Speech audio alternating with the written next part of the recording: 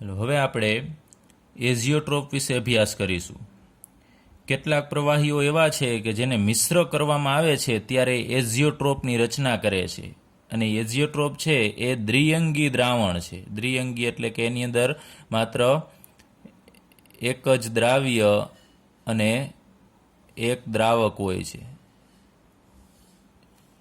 જેમાં પ્રવાહી એઝિયોટ્રોપમાં શું હોય છે કે જેમાં પ્રવાહી અને બાષ્પ અવસ્થાના સંઘટન એટલે એનું બંધારણ છે એ સરખું હોય છે. પ્રવાહીમાં પણ એનું બંધારણ અને બાષ્પ અવસ્થામાં પણ સરખું હોય છે અને અચળ તાપમાને ઉકળે છે.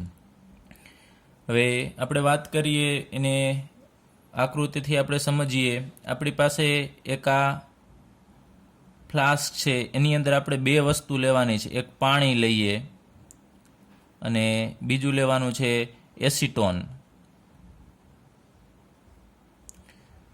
તો બંનેના ઉત્કલન બિંદુ અલગ અલગ છે. પાણી અને એસિટોનના ઉત્કલન બિંદુ અલગ અલગ છે. જ્યારે એ બંનેને મિશ્ર કરવામાં આવે છે, આની અંદર પાણી પણ હાજર છે અને એસિટોન પણ હાજર છે. તમને ખ્યાલ છે પાણી છે એ 100 ડિગ્રી સેલ્સિયસ તાપમાને ઉકળે છે અને એની બાષ્પ બનશે, જ્યારે એસિટોન છે એ 100 ડિગ્રી કરતાં નીચા તાપમાને ઉકળે છે. તો જ્યારે આને તમે ગરમ કરશો ત્યારે સૌ પ્રથમ એસિટોન છે એનું ઉત્કલન બિંદુ છે એ નીચું છે.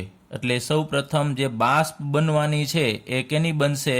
એ બાષ્પ છે એ પ્રથમ એસિટોનની બાષ્પ બનશે.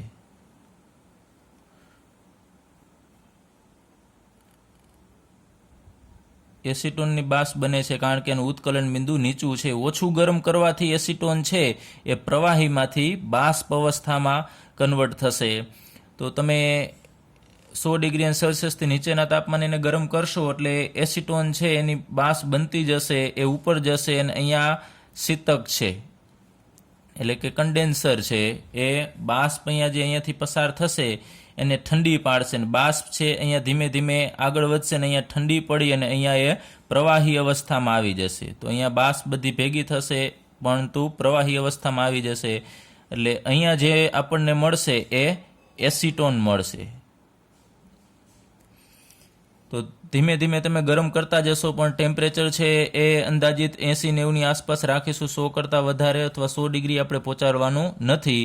એટલે બધો જ એસિટોન છે એ અહીંયાથી નીકળી અને શીતકમાંથી એ પાછો બાષ્પમાંથી પ્રવાહી અવસ્થામાં ફેરવાય અને એસિટોન પ્રવાહી અવસ્થામાં આવી જશે અને અહીંયા છેવટે અંતે અહીંયા પાણી વધશે.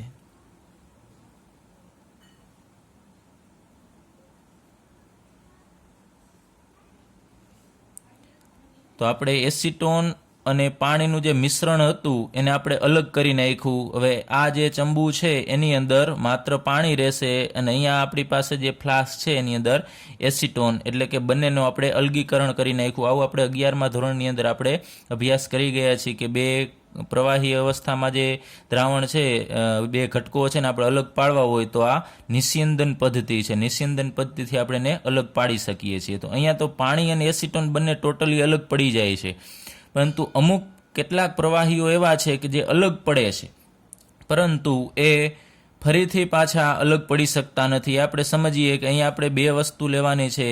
આ ચંબુની અંદર આપણે પાણી લઈએ અને પ્લસ ઇથેનોલ લેવાનો છે. પાણી અને ઇથેનોલ બંનેને આપણે મિશ્ર કરીએ. પાણી અને ઇથેનોલ બંને અહીંયા આ ચંબુની અંદર હાજર છે. હવે આપણે એને ગરમ કરીશું એટલે પાણીનું ઉત્કલન બિંદુ 100 ડિગ્રી સેલ્સિયસ છે, ઇથેનોલનું એનાથી ઓછું છે. તો સૌ પ્રથમ તમને ખ્યાલ છે કે જેનું ઉત્કલન બિંદુ નીચું હોય એ અહીંયા જવાનું છે. તો આનું તમે નિસ્યંદન કરશો એટલે અહીંયા જે આપણને અલગ ઘટક મળવાના છે, અહીંયાથી ઇથેનોલ છે એ નીકળી જવાનો છે. તો અહીંયા આપણને મળશે, પહેલાં અહીંયા આપણે બાષ્પ તરીકે વાત કરીએ, ઇથેનોલ હાજર હશે. ઇથેનોલ છે, ઇથેનોલની બાષ્પ છે અહીંયા ઉપર જવાની છે. આ શીતક છે, શીતક વડે એ બાષ્પ ઠંડી પડી અને અહીંયા પ્રવાહી અવસ્થામાં આવી જશે ઇથેનોલ. પરંતુ અહીંયા થાય છે એવું કે જ્યારે તમે પાણી અને ઇથેનોલના મિશ્રણને ગરમ કરો છો ત્યારે અહીંયા ઇથેનોલની બાષ્પ તો બને છે, સાથે સાથે અલ્પ માત્રામાં પાણીની પણ બાષ્પ બને છે. અહીંયા પાણી પણ બનશે, પણ પાણીની બાષ્પ છે એ ઓછી થશે. તો અહીંયા જે બાષ્પ બનશે એમાં સાથે સાથે ઇથેનોલ અને પાણી બંને હશે, અને અહીંયા છેવટે મિશ્ર થઈને જે પ્રવાહી મળશે એ પ્રવાહીની અંદર બે વસ્તુનું મિશ્રણ હોય છે. એમાં ઇથેનોલ પણ હાજર છે અને પાણી પણ હાજર છે. તો અહીંયા આપણે અલગ તો કરી નાખ્યું, ટોટલી બધું અહીંયા જતું રહેતું નથી, પરંતુ એનું પ્રમાણ છે અલગ અલગ થશે.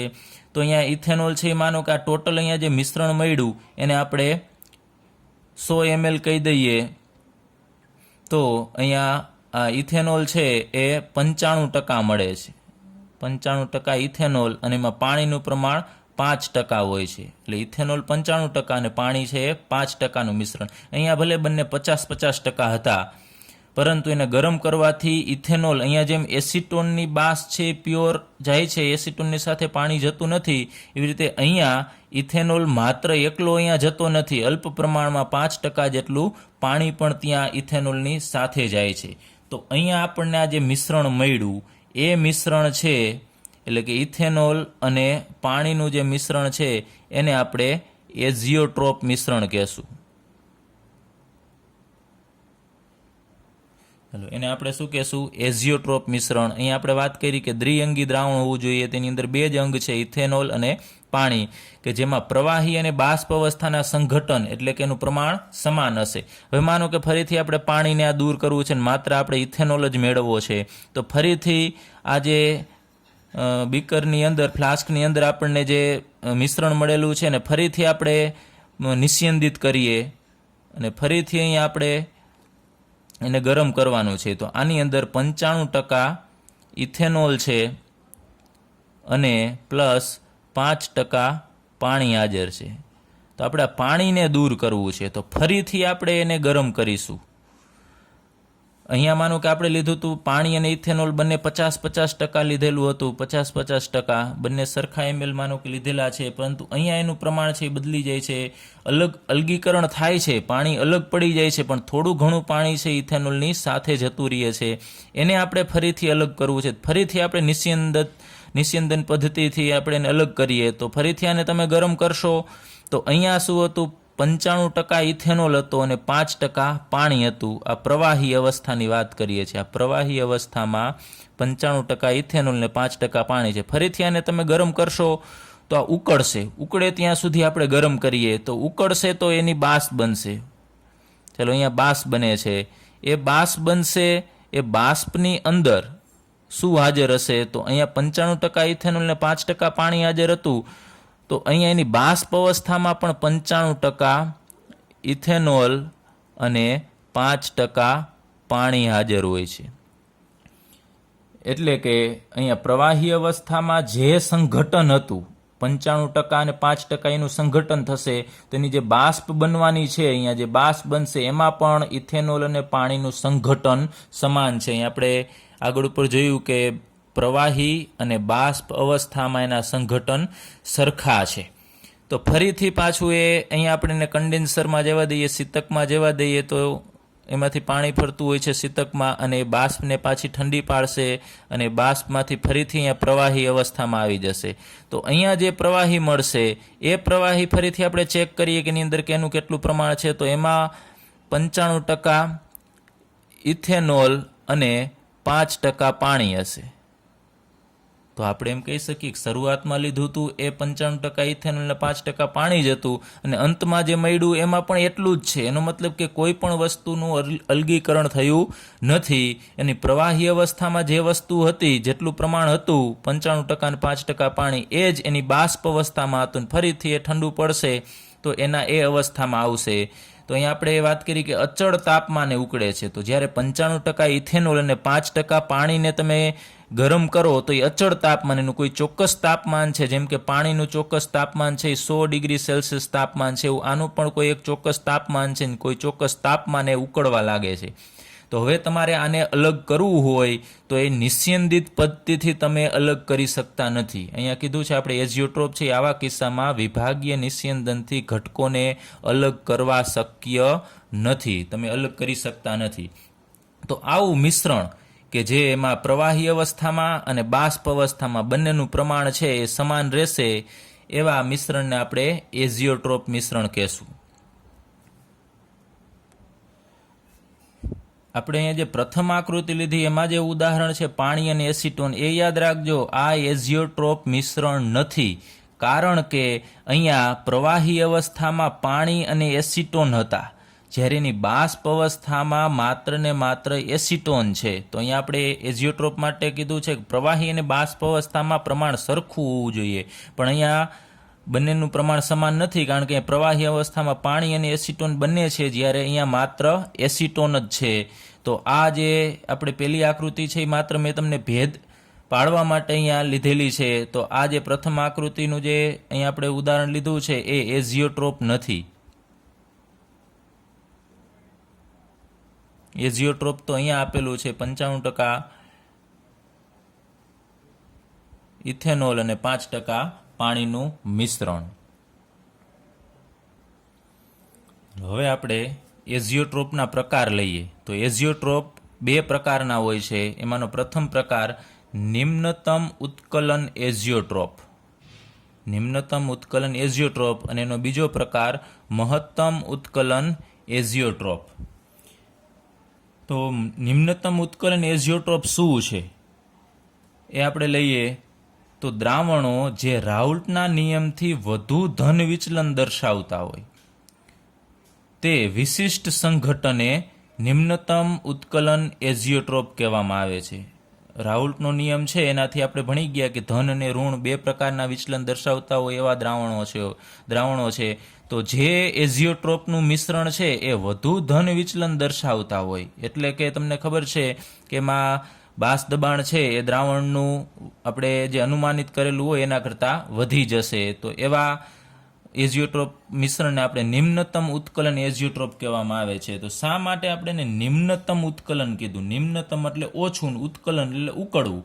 જે ઓછા તાપમાને ઉકળે છે એવું એઝિયોટ્રોપનું મિશ્રણ છે એને આપણે નિમ્નતમ ઉત્કલન એઝિયોટ્રોપ કહેશું. તો આપણે ફરીથી લઈએ, ધન વિચલનમાં આપણે શું અભ્યાસ કર્યો હતો કે ધન વિચલનમાં નવું જે આકર્ષણ બળ હતું, આપણે વાત કરી હતી ત્યાં AB પ્રકારનું જે આકર્ષણ બળ હતું એ નવું આકર્ષણ બળ છે નબળું હતું. તો નબળું હોવાથી એની બાષ્પ સરળતાથી બનતી હતી, અથવા આપણે એમ કહી શકીએ કે એની બાષ્પ છે એ દ્રાવણમાં વધુ બને છે અને સરળતાથી બનશે. તો બાષ્પ વધુ બનશે તો એ દ્રાવણને તમારે ઉકાળવું છે. માનો કે કોઈ દ્રાવણ છે આપણી પાસે, એ દ્રાવણ છે એને તમારે ઉકાળવું છે, અને એની બાષ્પ જો સરળતાથી બની જશે તો એ સરળતાથી એક વાતાવરણ દબાણે આવી જશે, તો એ સરળતાથી ઉકળી જશે. તો જેની બાષ્પ સરળતાથી બને એનું ઉત્કલન બિંદુ છે એ નીચું હશે. કેમ નીચું હશે? કારણ કે તમારે ઉકાળવા માટે અહીંયા રહેલી બાષ્પ છે એનું દબાણ છે 1 એટમોસ્ફિયર કરવું પડે, એક વાતાવરણ દબાણ કરવું પડે, અને બાષ્પ સરળતાથી બની જાય છે. ઓછું ગરમ કરવાથી બાષ્પ સરળતાથી બની જશે, તો એનું ઉત્કલન બિંદુ છે એ નીચું આવશે. તો ધન વિચલનમાં નવું આકર્ષણ બળ નબળું છે એટલે બાષ્પ સરળતાથી બનશે અને દ્રાવણ ઓછા તાપમાને ઉકળી જશે, એટલે કે દ્રાવણનું ઉત્કલન બિંદુ નીચું આવશે. એટલા માટે આ પ્રકારના એઝિયોટ્રોપ મિશ્રણને આપણે નિમ્નતમ ઉત્કલન એઝિયોટ્રોપ વડે દર્શાવીશું. અને એનું એક્ઝામ્પલ લઈએ આપણે, એનું ઉદાહરણ આપણે આગળ ઉપર ભણી ગયા એ જ છે. 95% ઇથેનોલ અને 5% પાણીનું મિશ્રણ. આનું મિશ્રણ છે એ એઝિયોટ્રોપ રચે છે કે જે નીચા તાપમાને ઉકળશે, કારણ કે આ બંનેનું જે આકર્ષણ છે એ જે નવું આકર્ષણ બળ બનશે એ નબળું હશે. ચાલો, એ જ રીતે આપણે બીજું એનો પ્રકાર લઈએ એઝિયોટ્રોપનો, મહત્તમ ઉત્કલન એઝિયોટ્રોપ, જે આનાથી ટોટલી વિરુદ્ધ છે.